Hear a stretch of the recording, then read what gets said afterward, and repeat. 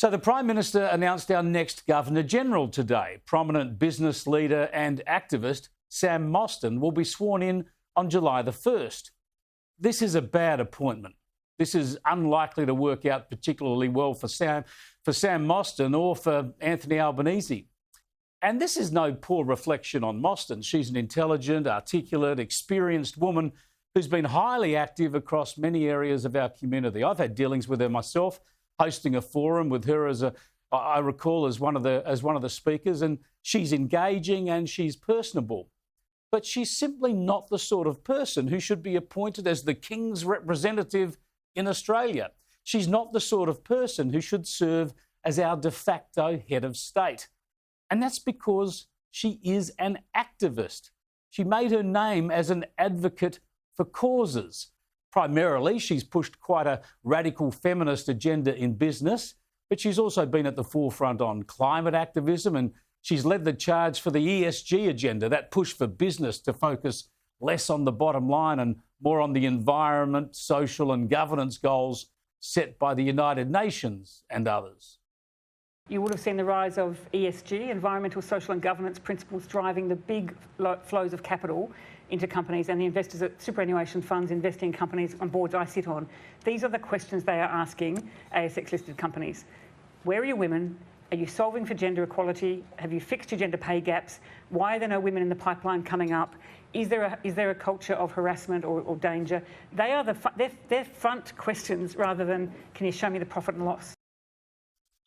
Yeah, Sam Mostyn has backed just about every woke cause. Good on her. It's a free world. She's probably even a Republican, like me. And that woke advocacy is why Labor was attracted to her, obviously. She certainly buys into their alarmist climate rhetoric. We're no longer debating whether human-induced climate change is having an impact. We're now talking about the speed with which we respond to it.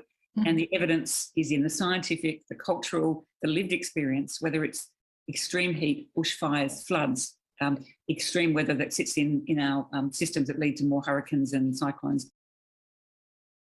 Dear, oh dear, our land of droughts and flooding rains, hey?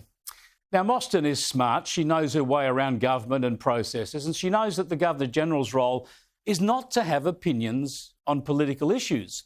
We heard from her today, and we won't hear from her again until after she's sworn in.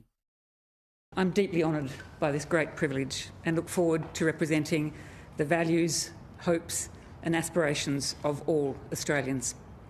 I will never underestimate or take for granted the expectations that come with high office, and I am ready to serve with integrity, compassion and respect. Yes, indeed. Congratulations to Sam Mostyn. This is quite an honour, but it's also a heavy responsibility.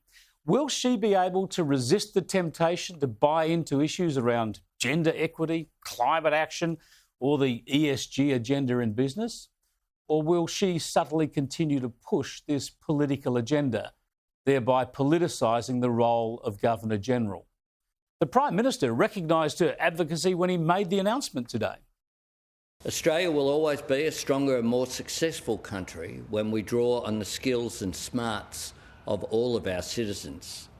This understanding has driven Sam's tireless advocacy for gender equality, particularly in the world of business, for women's safety and for reconciliation.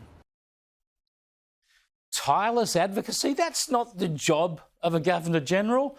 The Crown's representative is supposed to show tireless disinterest, tireless objectivity, and to be tirelessly apolitical. I think the temptation for Sam Mostyn to weigh in will be irresistible. I hope she doesn't, but if the Governor-General, Mostyn, does overstep the mark and create controversy, it will be clear that appointing an advocate and activist to what should be an apolitical role was an obvious mistake.